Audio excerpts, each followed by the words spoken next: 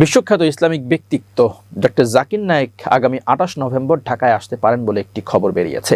জানা গেছে, বাংলাদেশে 2 দিনের সফরে এসে একটি দাতব্য অনুষ্ঠানে অংশ নেওয়ার কথা আছে তার। কিন্তু জাকির নায়েক ঢাকায় এলে তাকে যেন গ্রেপ্তার করে বাংলাদেশ সরকার দিল্লির হাতে তুলে দেয়, সেজন্য আহ্বান জানিয়েছেন ভারতের পররাষ্ট্র মন্ত্রণালয়ের মুখপাত্র রণধীর জয়সওয়াল। ভারতীয় পররাষ্ট্র মন্ত্রণালয়ের এই আহ্বান বাংলাদেশ সরকারের নজরেও এসেছে। এ নিয়ে গণমাধ্যমে মুখ খুলেছেন বাংলাদেশের পররাষ্ট্র মন্ত্রণালয়ের মুখপাত্র এস.এম. মাহবুবুল আলম।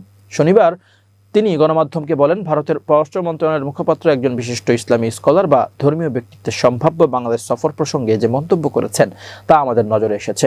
পররাষ্ট্র মন্ত্রণালয়ের মুখপাত্র এস.এম. মাহবুবুল আলম আরও বলেন, আমরাও বিশ্বাস করি যে কোনো দেশের অন্য দেশের অভিযুক্ত বা পলাতক ব্যক্তিকে আশ্রয় দেওয়া উচিত নয়। এর আগে গত বৃহস্পতিবার 30 অক্টোবর ভারতের পররাষ্ট্র মন্ত্রণালয়ের নিয়মিত প্রেস ব্রিফিংয়ে মুখপাত্র রণধীর জয়সওয়াল সাংবাদিকদের এক প্রশ্নের জবাবে বলেন, ভারত আশা করে জাকির নায়েক ঢাকা সফরে এলে তার বিরুদ্ধে বাংলাদেশ সরকার যথাযথ পদক্ষেপ নেবে এবং ভারতের নিরাপত্তা সংক্রান্ত উদ্বেগগুলো দূর করবে।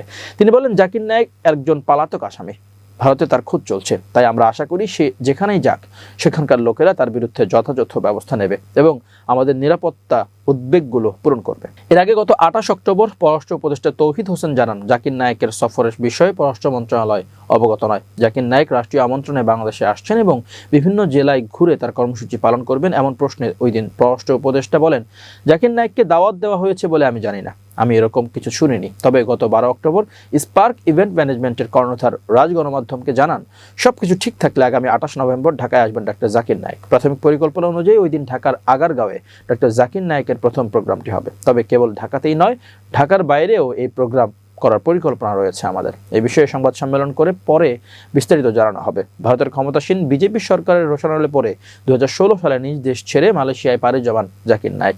সেখানে স্থায়ীভাবে বসবাসের অনুমতি পেয়েছেন তিনি। ওই বছর তার পিস টিভির সম্প্রচারও বন্ধ করে দেওয়া হয়। জাকির নায়েকের বিরুদ্ধে সাম্প্রদায়িক বিদ্বেষ ছড়ানো এবং অর্থ পাচারের অভিযোগ আনে মোদী সরকার। পরে 2016 সালে ঢাকায় হোলি আর্টিজানের সন্ত্রাসী হামলার পর জাকির নায়েকের উপর নিষেধাজ্ঞা দেয় বাংলাদেশের তৎকালীন শেখ হাসিনা সরকারও।